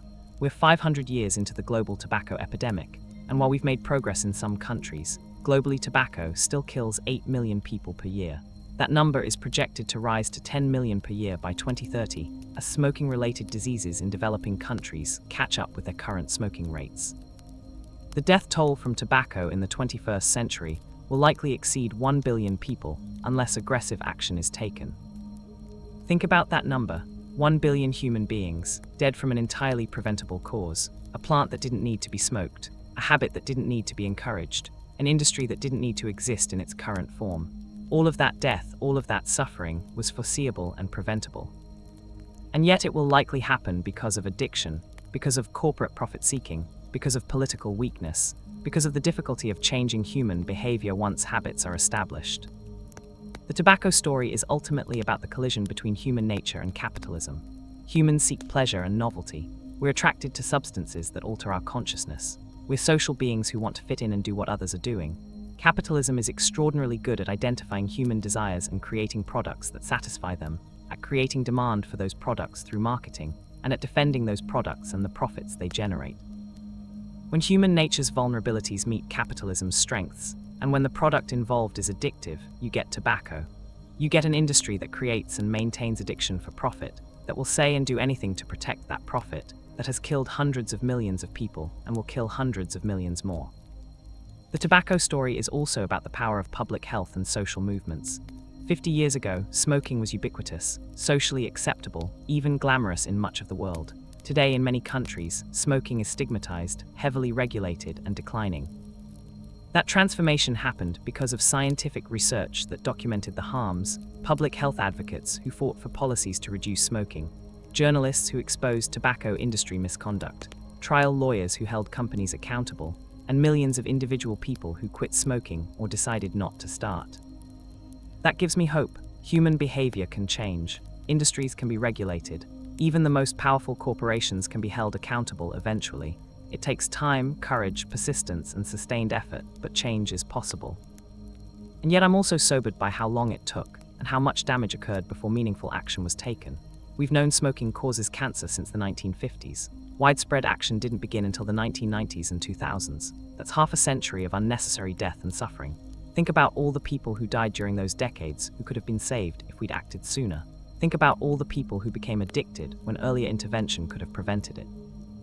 This suggests we need to be more vigilant and more proactive about emerging public health threats. We can't afford to wait decades for overwhelming evidence before taking action. We need to apply the precautionary principle. When there's reason to believe a product or practice might cause serious harm, we should restrict it until we're confident it's safe, rather than allowing it freely until we're certain it's harmful. We also need to be more skeptical of corporate claims, especially from industries with a history of deception. When a company tells us their product is safe, or that the science is uncertain, or that they're being responsible and don't want kids to use their products, we should remember tobacco. We should remember that companies have powerful incentives to minimize harms, to cast doubt on evidence, to prioritize short-term profits over long-term consequences. This doesn't mean all corporations are evil or lying, but it means we need independent verification, strong regulation, and enforcement with real teeth. Before I wrap up this journey through tobacco's long, dark history, I want to circle back to where we started, with indigenous peoples in the Americas, holding tobacco as sacred, using it ceremonially, respecting its power. There's something tragic about how a plant that was revered, that was used mindfully and sparingly as part of spiritual practice, became industrialized, commercialized, stripped of meaning, and turned into a mass-produced consumer product that would kill hundreds of millions of people. This pattern repeats throughout history. Opium poppies were used for millennia as medicine in small, controlled doses. Then industrialization, chemistry, and capitalism gave us the opium epidemic of the 19th century, the heroin epidemic of the 20th century, and the opioid crisis we're living through today. Cannabis was used in various cultures for religious and medicinal purposes.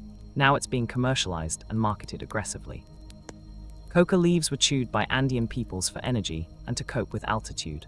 Western capitalism extracted cocaine, creating one of the most destructive drugs in history, and then later brought us crack cocaine and the devastating crack epidemic.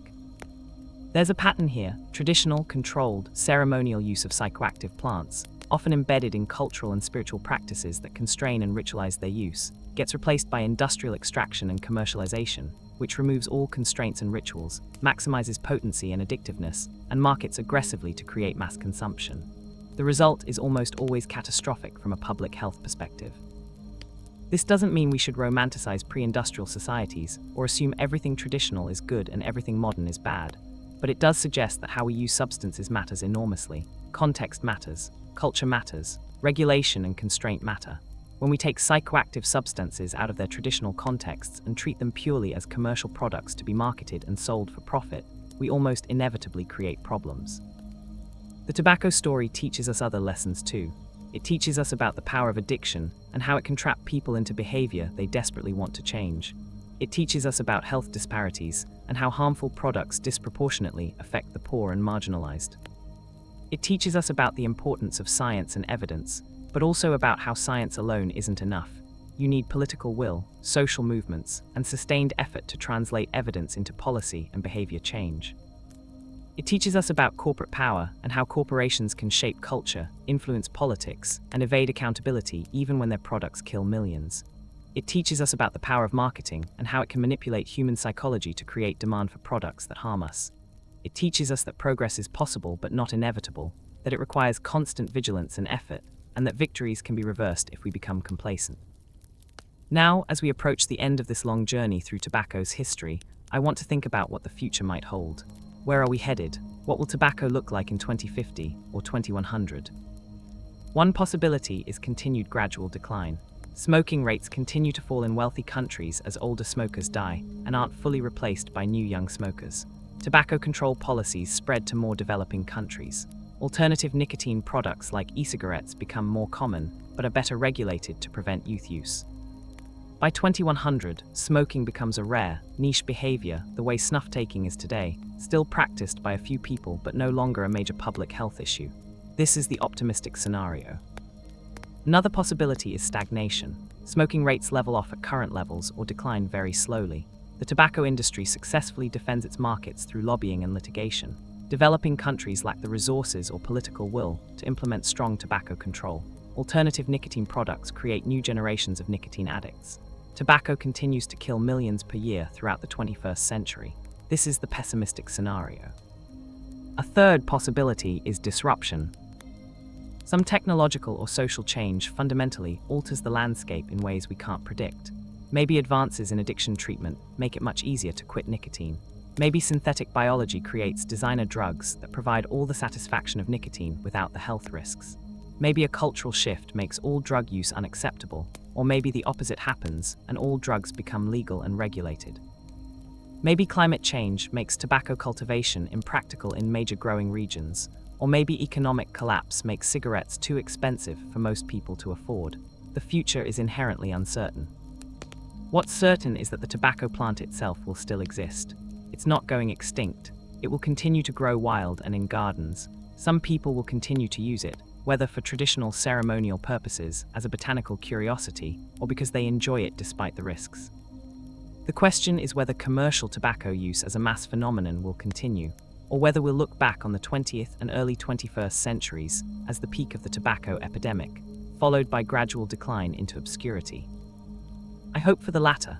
I hope that 100 years from now, people will look back at our era the way we look back at the era when doctors recommended cigarettes for asthma, or when pregnant women smoked without concern, or when people smoked on airplanes.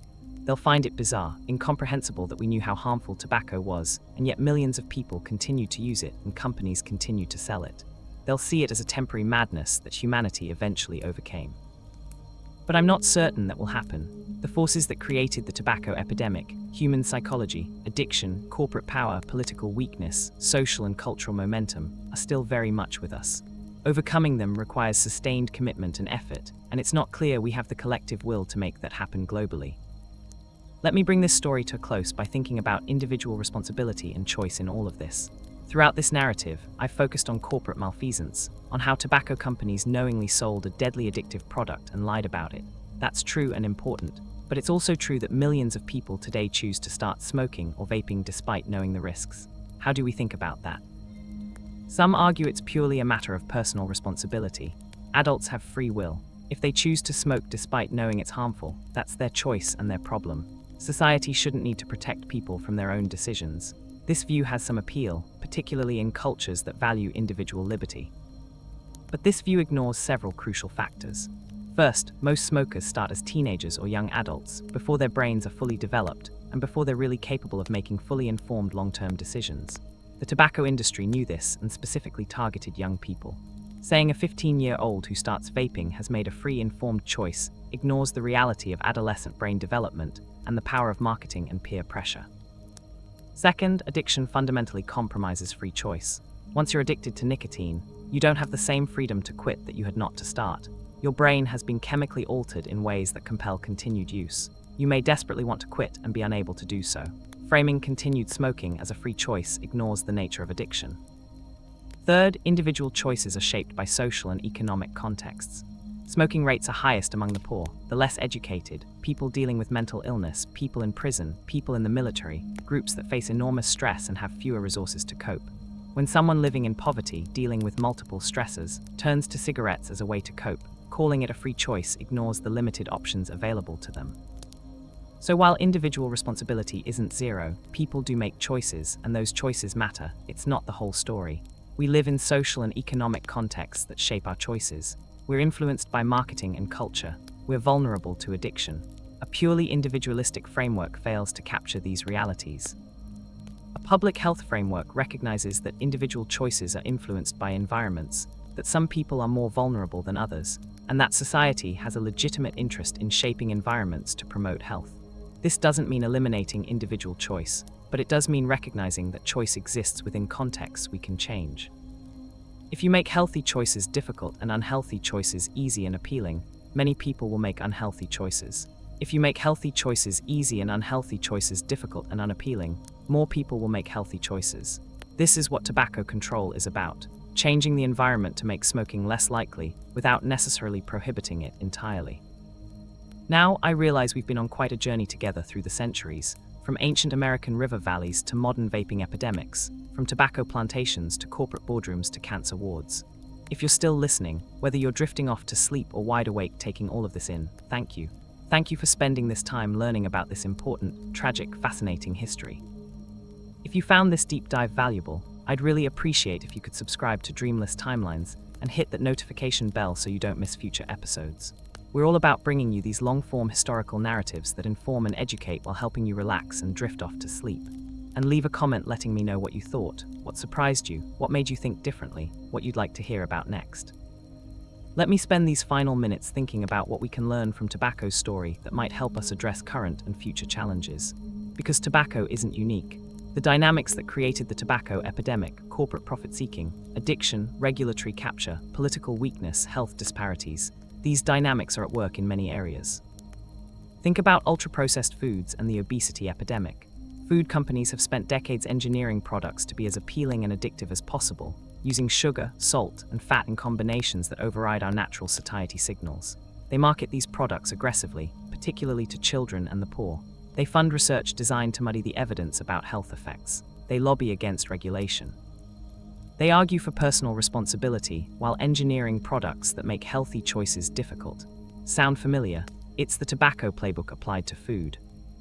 Think about social media and its effects on mental health, particularly among young people. Tech companies have designed their platforms to be as engaging and addictive as possible, using psychological insights about human behavior to maximize screen time. They market to children and teenagers. They downplay evidence of harm. They resist regulation. They argue that it's up to users and parents to manage use, while designing systems that make healthy use patterns very difficult. Again, echoes of tobacco. Think about the climate crisis and fossil fuel companies. For decades, these companies knew that their products were causing climate change. They had internal research showing it. Instead of acknowledging this and working to transition to clean energy, they funded climate denial, spread doubt about scientific consensus, lobbied against regulation, and continued business as usual. This is literally the same strategy tobacco companies used in the 1950s through the 1990s. Manufacture doubt about scientific consensus to delay regulation and protect profits. Think about the opioid crisis and pharmaceutical companies that aggressively marketed opioid painkillers while downplaying addiction risks. They paid doctors to prescribe their drugs. They used patient advocacy groups as front organizations to push for greater opioid prescribing. They targeted high-prescribing doctors with marketing. When people became addicted and started dying, they initially denied responsibility and blamed patients. The parallels to tobacco are striking. The lesson from all of these cases is that when powerful industries sell products that are harmful but profitable, they will use every tool at their disposal to maintain their business model. They will fund research designed to create doubt. They will capture regulators through lobbying and campaign contributions. They will frame opposition to their products as attacks on freedom and personal choice. They will target vulnerable populations. They will market to children. They will do whatever it takes to protect their profits. And the harm caused to public health is treated as an externality, someone else's problem. Understanding this pattern is crucial for addressing current and future public health challenges. We can't be naive about corporate behavior. We need strong, independent regulation. We need to fund research independent of industry influence. We need to be skeptical of industry-funded science and industry-created front groups. We need to act on the precautionary principle when evidence of harm emerges, rather than waiting for overwhelming proof while people die. We need to hold corporations and their executives accountable, including criminal accountability when they knowingly cause harm. At the same time, we need to recognize that companies respond to incentives. If we create the right incentives, through regulation, taxation, liability rules, and market pressure, companies can be part of the solution rather than just the problem. Some tobacco companies are genuinely trying to move toward less harmful products because they see that as their best path forward in an increasingly regulated environment. We should encourage that while remaining vigilant. We also need to address the underlying social and economic conditions that make people vulnerable to addiction and poor health outcomes. People living in poverty, facing discrimination, dealing with trauma, lacking access to education and opportunity. These people are more likely to smoke, to use drugs, to eat unhealthy diets, to develop chronic diseases. If we only address the specific products without addressing these underlying vulnerabilities, we're just playing whack-a-mole. We get rid of one harmful product, and another takes its place. This means tobacco control can't be separated from broader efforts to reduce inequality, improve education, address mental health, create economic opportunity, and build stronger communities. Health is not just about individual choices or even just about regulating harmful products. It's about creating environments and societies where healthy choices are possible and appealing, where people have the resources and support to make those choices, where vulnerability is reduced. The tobacco story is ultimately a story about power, corporate power, political power, the power of addiction, the power of culture and social norms, and the power of collective action to create change. It's a story about how power can be used to cause enormous harm and how it can be used to prevent harm and promote health. As individuals, we have limited power. We can make choices for ourselves, but we can't change social norms or regulations or corporate behavior on our own. But collectively, we have enormous power. Social movements have changed history. Public health advocates have saved millions of lives. Scientists have revealed truths that powerful interests wanted to keep hidden. Journalists have exposed corporate wrongdoing. Lawyers have held companies accountable. Policymakers have implemented regulations that protect health. All of these individual efforts, combined and sustained over time, have created real change. The fight against tobacco isn't over, and there are many other fights ahead. But the tobacco story shows that even the most powerful industries, even the most entrenched behaviors, even the most deadly epidemics can be challenged and changed. It takes time, effort, courage, and persistence. It requires people willing to stand up to powerful interests. It requires translating scientific evidence into policy and cultural change. It requires addressing both the supply side, regulating products and industries, and the demand side, reducing vulnerability and creating healthier environments. This is hard work, it's often frustrating. Progress is slow and can be reversed. There are setbacks and defeats along the way, but it's also necessary work, vital work, work that saves lives and reduces suffering, and it's work that continues. As you drift off to sleep tonight, thinking about this long, complex, troubling history of tobacco, I want you to remember a few things. Remember that history isn't inevitable. What happened could have happened differently. Different choices could have been made. Different policies could have been implemented. millions of lives could have been saved. The tobacco epidemic wasn't an act of God or a natural disaster. It was created by human choices. Choices made by tobacco company executives, by politicians, by marketers, by scientists who sold their integrity, and yes, by billions of individual people who chose to smoke. But it's also being addressed by human choices, by people choosing to quit, by advocates choosing to fight for stronger regulations, by scientists choosing to pursue truth even when it's unpopular, by policymakers choosing to prioritize health over corporate profits. Remember that you have agency. You can make choices about your own health. You can support policies and politicians that prioritize public health. You can be skeptical of corporate claims and demand transparency and accountability. You can teach young people to think critically about marketing and social pressure. You can support people struggling with addiction rather than stigmatizing them. You can be part of the solution rather than part of the problem. Remember that change is possible but not easy. The decline in smoking rates in wealthy countries didn't happen by accident. It happened because people fought for it over decades, often in the face of fierce opposition. Every smoke-free workplace, every health warning label, every graphic anti-smoking ad, every smoking cessation program, these exist because people advocated for them, implemented them, and defended them against attacks. Progress requires vigilance and sustained effort. Remember that we're all vulnerable. Addiction doesn't discriminate. It can affect anyone. Intelligence, education, strong willpower, none of these make you immune to addiction. If you've never struggled with addiction yourself, be grateful and be compassionate to those who have. If you have struggled with addiction, know that it's not a moral failing, it's a disease and recovery is possible. Many people have overcome tobacco addiction, and so can you if that's your struggle. Remember that tobacco's story is ongoing. The plant that forged an empire of addiction is still with us. Millions of people still smoke. Millions more use e-cigarettes and other nicotine products. The tobacco companies are still in business, still profitable, still looking for new markets and new products. The fight against tobacco continues, and its outcome will be determined by choices we make today and in the years ahead. And finally, remember that behind every statistic is a human being. 8 million deaths per year from tobacco isn't just a number. It's 8 million people, people with names, with families who love them, with dreams and hopes and potential. It's grandmothers dying of emphysema, gasping for breath in their final years. It's fathers dying of heart attacks in their 50s, leaving children behind. It's mothers dying of lung cancer, watching helplessly as the disease destroys them. It's young people struggling with addiction, trapped by a habit they wish they'd never started. These are real people, and their suffering and death were preventable. That's what makes the tobacco story so tragic and so infuriating. This didn't have to happen. A different history was possible, and a different future is still possible. We can continue reducing tobacco use. We can prevent new generations from starting. We can support people trying to quit. We can hold corporations accountable. We can build a world where tobacco is no longer a major public health threat. This is the history of tobacco. A plant that indigenous peoples held sacred became a commodity that built empires and enslaved millions, a habit that spread across the globe, an industry that knowingly sold death and addiction, a public health crisis that killed hundreds of millions and continues killing millions per year, and a social movement that fought back and created real change while the fight continues. It's a history of human folly and human courage, of greed and compassion, of suffering and healing.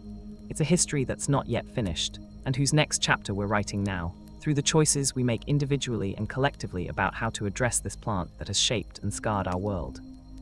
Thank you for taking this journey with me through the complete history of tobacco. I hope you've learned something, thought about things in new ways, and maybe feel inspired to be part of creating a healthier future. Sleep well, dream peacefully, and I'll see you in the next Dreamless Timelines episode. Until then, remember, history teaches us that change is possible, that knowledge is power, that collective action matters, and that a better world is always within reach if we have the courage and persistence to reach for it. Good night, sleep tight, and may your dreams be peaceful and tobacco-free. The end. Subscribe to Dreamless Timelines for more deep-dive historical narratives that educate, fascinate, and help you drift into peaceful sleep.